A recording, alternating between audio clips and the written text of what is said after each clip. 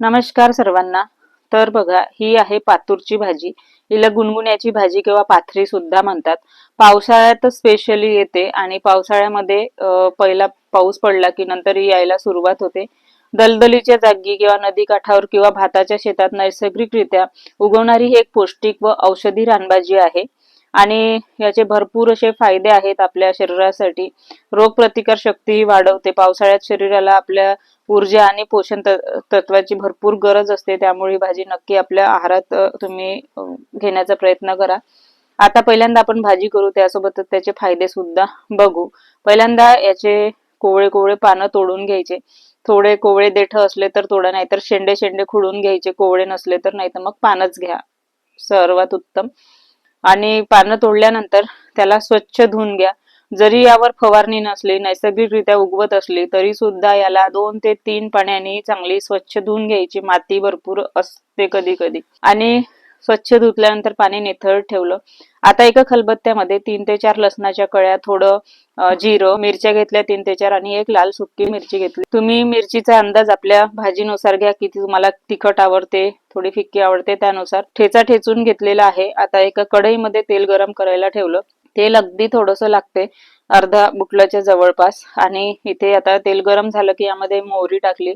मोहरीचं तडतडणं थांबल्याशिवाय जिरं टाकायचं नाही। आता समोरचा व्हिडिओ शूट झाला नाही जिरं आणि कांदा टाकण्यापर्यंतचा, तर इथे जिरं टाकलं आणि थोडंसं टाकलं होतं, कारण की आपण ठेचा मध्ये थोडंसं टाकलं होतं, त्यामुळे अगदी थोडंसं चिमूटभर जिरं टाकलं। आणि यामध्ये आता टाकला कांदा।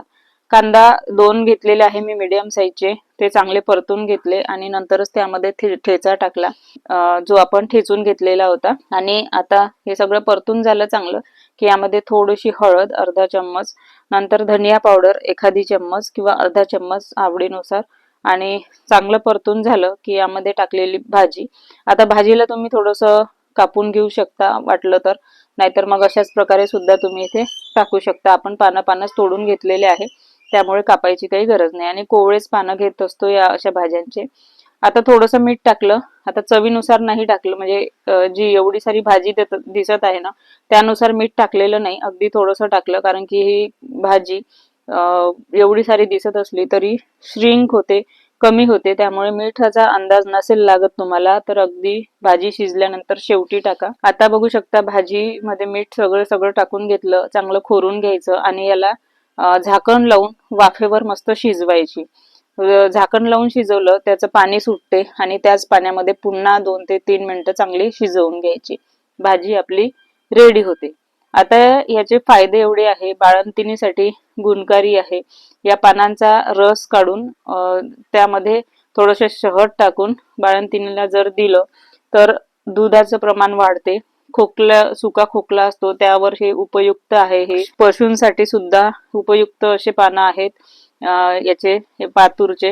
हे भाजी पशूंना दिले जाते, त्यामुळे काय होते की दुधाचं प्रमाण वाढते, रोगप्रतिकार शक्ती वाढते।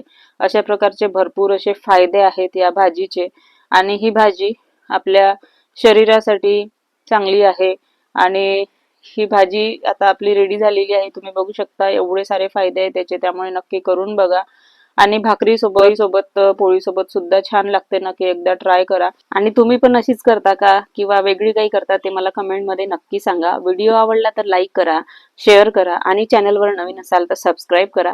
आणि सबस्क्राईब केलं असेल तर बाजूचं बेल आयकॉन जे आहे ते प्रेस करा। पुन्हा भेटूया नेक्स्ट व्हिडिओ मध्ये, तोपर्यंत मस्त खा, स्वस्त राहा, बाय।